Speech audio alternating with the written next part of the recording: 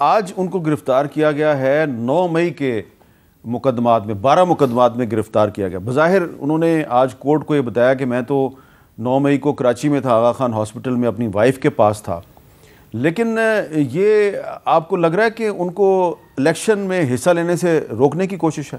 جی بالکل اس طرح ہی لگ رہا ہے. 9 مئی کو ہی نہیں، وہ 9 مئی سے کچھ کافی دن پہلے کراچی آ گئے تھے کیونکہ میری والدہ کی طبیعت بہت خراب تھی. میں نے ہی ان کو فون کر کے کہا تھا کہ اب ذرا سیاست کو سائڈ پہ رکھیے کیونکہ ہمیں نہیں پتہ، ماما کی حالت بہت خراب ہے، ہمیں نہیں پتہ کہ وہ خدا نہ خواستہ کچھ اور ہو جائے، آپ آئیے. تو وہ آئے، ہم دن رات ہسپتال میں ہوتے تھے. ہم تو جب گھر گئے ہم نے ٹی وی پہ دیکھا، ہمیں پتہ چلا کیا ہو رہا ہے، تو بابا ٹکٹ کٹا کے اسلام آباد آئے. اور ریکارڈ پہ ہے کراچی ایئرپورٹ پہ انہوں نے جو بیان دیا، جو انہوں نے پرامن سب کو رہنے کی ہدایت دی، اس کے باوجود انہیں 9 مئی کے کیسز میں ملوث کیا گیا. مگر اس میں سب سے انٹرسٹنگ جو نقطہ ہے وہ ہے کہ 6 جون کو لاہور ہائی کورٹ میں ایک پٹیشن دائر ہوتی ہے. اس میں ہم پوچھتے ہیں کہ کیا کیسز ہیں جو شاہ محمود قریشی پہ اس وقت ہیں. اس وقت جو ہمیں فہرست جاری کی گئی کیسز کی، اس کے اندر پنڈی میں کوئی کیس نہیں تھا. 6 جون 2023 جی 6 جون 2023 کو لاہور ہائی کورٹ کو ریاست نے بتایا کہ ہمیں صرف وہ ان کیسز میں مطلوب ہے جو کہ میرے حال میں 3-4 لاہور میں تھے اور 3-4 ملتان میں تھے، مجھے نمبر درست نہیں یاد. تو پنڈی کا کوئی کیس اس میں مینشن ہی نہیں تھا. اور آج کورٹ میں یہ گفتگو دوبارہ ہوئی کہ جی ان کا تو نام ان ایف آئی آرز میں درج ہی نہیں ہے. جو چلان آپ نے پیش کیا ہے، جو آئی او کی رپورٹ ہے، اس میں نہ ان کا نام، نہ کوئی کردار، نہ جو آپ یہ بیان کا واسطہ دے رہے ہیں یہاں پہ تو کہیں دیا ہی نہیں ہے.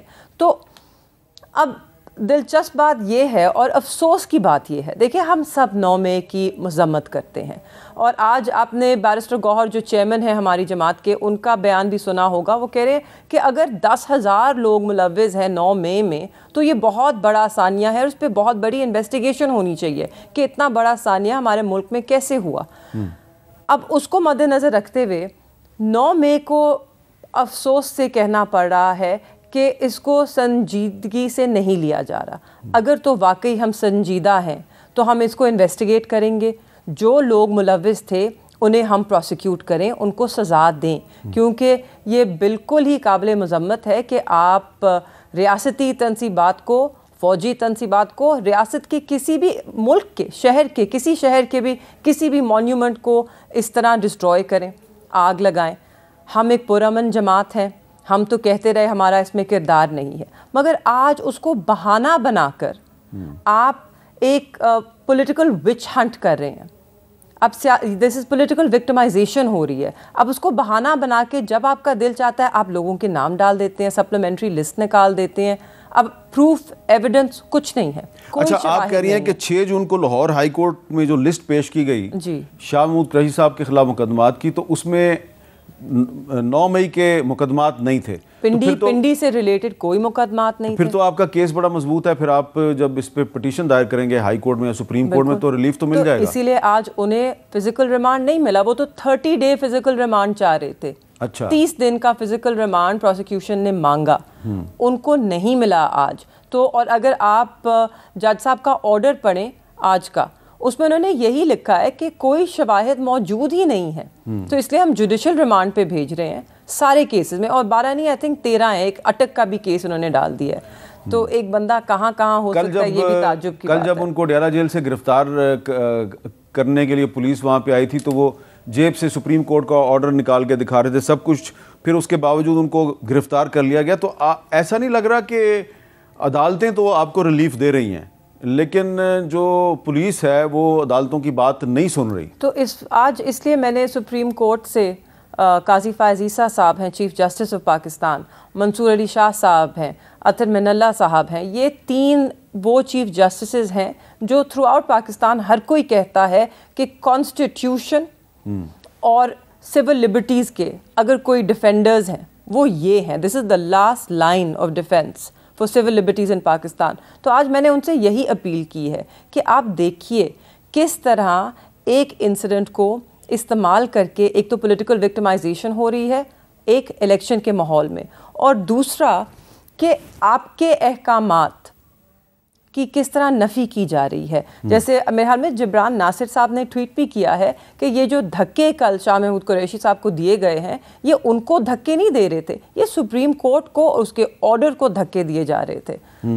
اچھا, یوسف رضا گیلانی صاحب نے, عرفان صدیقی صاحب نے اور آپ کے جو پولیٹیکل اپوننٹس ہیں انہوں نے جو کل قریشی صاحب کے ساتھ ہوا اس کی مذمت کی ہے, تو آپ کو لگ رہا ہے کہ یہ آنے والے دنوں میں ایک اچھا ایک کلچر ڈیولپ ہوگا کہ اگر تحریک انصاف کے ساتھ زیادتی ہو رہی ہے تو پیپلز پارٹی بھی بول رہی ہے, مسلم لیگ نون بھی بول رہی ہے, کل کو اگر مسلم لیگ نون کے ساتھ یا پیپلز پارٹی کے ساتھ ہوتا ہے تو پھر آپ کو بھی بولنا پڑے گا؟ میرے خیال میں بالکل it has to stop now. بس یہ ایک وشس سائیکل ہے, ہم اس میں صدیوں سے پھنسے رہے ہیں اور اس کا جو خمیازہ ہے وہ قوم کو بھگتنا پڑ رہا ہے. آپ دیکھیے یہ 90s میں اس طرح کی سیاست شروع ہوئی, ایک دوسرے پہ قطع کلامی, اس طرح کی بدتمیزی اور یہ وکٹمائزیشن, وچ ہنٹ تب شروع ہوا.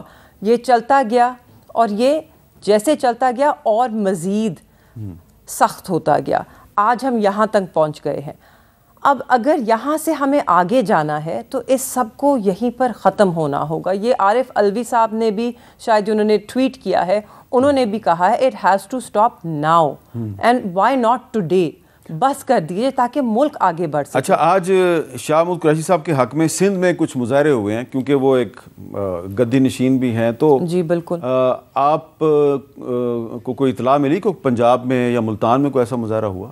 جی ابھی تک تو اطلاع نہیں ملی, مگر کیونکہ سندھ میں آپ سوچ سکتے ہیں کہ وہاں پہ ابھی تک کوئی مظاہرہ نہیں ہوا, کوئی نکلا نہیں ہے. مگر کل جو انہوں نے کیا ہے اور آج جب یہ سنیں گے کہ آج ان کے ساتھ مزید کل رات کو کیا ہوا, کس طرح ٹارچر کیا گیا, فزیکلی اور مینٹلی ٹارچر کیا گیا, تو بے شک اور مظاہرے ہوں گے.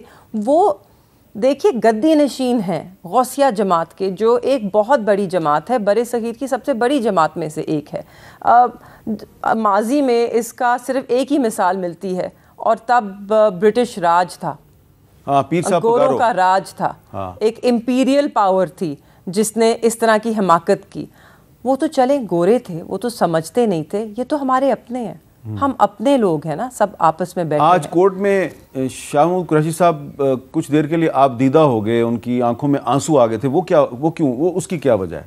کیونکہ وہ جب یہی کہہ رہے تھے کہ میں نے 40 سال شفاف سیاست کی ہے اس ملک میں, مجھ پہ آج تک کوئی داغ نہیں ہے میری سیاست پہ, میرے مخالفین بھی میرے بارے میں اس طرح کی کوئی بات نہیں کر سکتے, نہ ہی وہ مخالفین کہہ سکتے ہیں کہ کبھی انہوں نے بدتمیزی کی ہو, کبھی کوئی سخت لہجہ استعمال کیا ہو. میں نے اپنے ملک کی خدمت کی ہے, میں نے اس ملک کا دفاع کیا ہے, اور یہ صلہ مل رہا ہے مجھے اس خدمت کا, اس دفاع کا, اس ایمانداری کا, جس سے میں نے اپنا یہ پبلک سروس کی ہے نا.